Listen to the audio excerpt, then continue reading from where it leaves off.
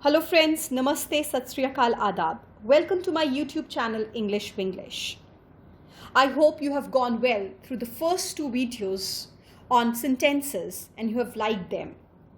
Today, continuing the same topic, I'm just starting with the functional division of sentences. Just like structural division, functionally too, sentences are divided into four types: declarative or assertive, imperative, interrogative, and exclamatory. So let's begin with the first type of sentence, that is declarative. Declarative sentences are also known as statements or assertives. These are the very common sentences we make use in everyday life. These sentences, they express feeling, opinion, describe things, or as I've told you, they make statements. They also begin with the same capital letter as I've told you before, and they will end with a stop or a full stop. Looking on to certain examples, we can clarify the thing. So the first example is, I want to be a singer. It's a generalized statement. I want to be a singer, I want to be a dancer, I want to be a poetess, anything, the desire. It's a generalized statement. The second statement says, I'm very sad today. So it is depicting, it is portraying the feeling. My dog is sick, a generalized statement. It's a nice day. Samantha is smart. So all these statements are giving the expression of some opinion or describing things. These sentences, they provide facts and they offer explanations, and they also convey information too. As I've told you, these are the most common types of sentences used in English language. The second type of sentence is imperative sentences. As all of us know, that human being a social animal, he is in the practice of requesting or commanding.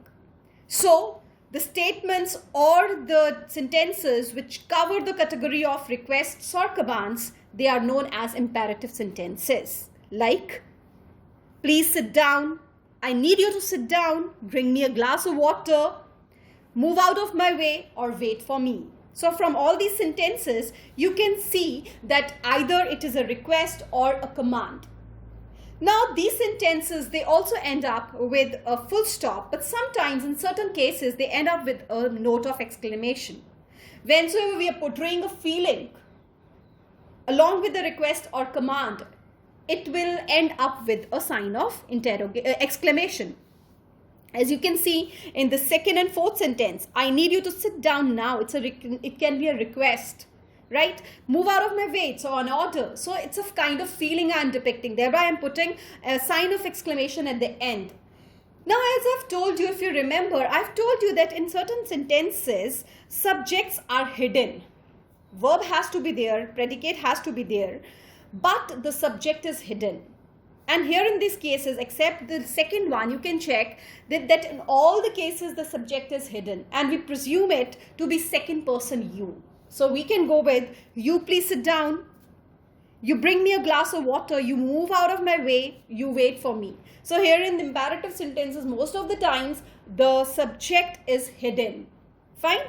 Now we'll come with the third type of sentence, that is interrogative sentences. Interrogative sentences are also very common because, again, human being is in a practice to inquire about things or being inquired. So any sentence which carries the streak of questions is referred to as interrogative sentences.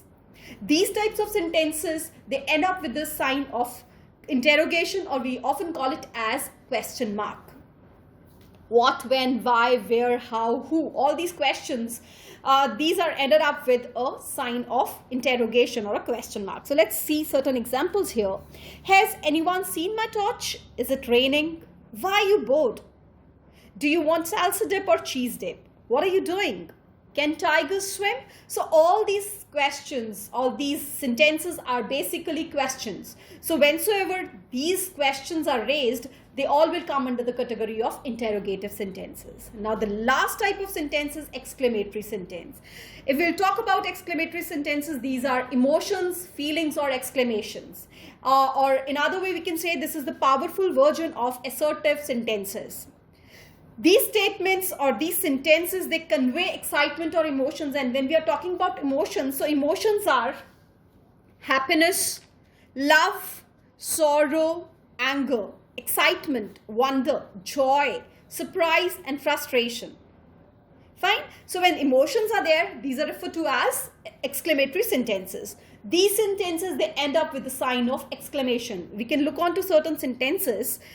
What a day it was. It is expressing happiness. You're adorable. Love.